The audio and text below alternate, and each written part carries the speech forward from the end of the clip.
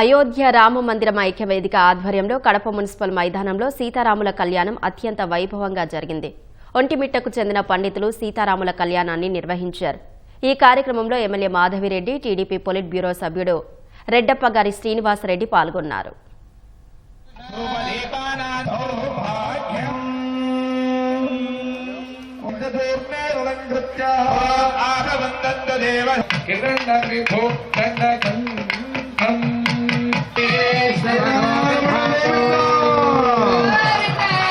పరిపూర్ణమైనటువంటి అనుగ్రహం కలగాలని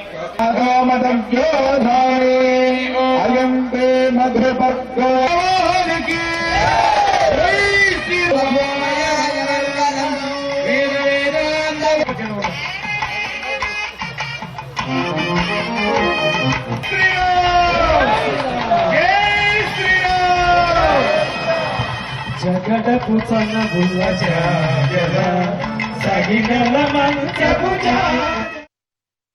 శ్రీరాముని కళ్యాణం మహోత్సవం అత్యంత ఘనంగా వైభవంగా జరిగింది.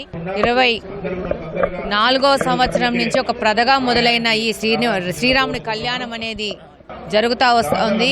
అందరి ప్రజల సుఖ సంతోషాల కోసం చేస్తున్న కళ్యాణం ఇది. రాములు వారి కళ్యాణాన్ని కడప నగరంలో ఉన్న ప్రతి ఒక్కరు కూడా చూడడం చాలా సంతోషాన్ని ఇచ్చింది.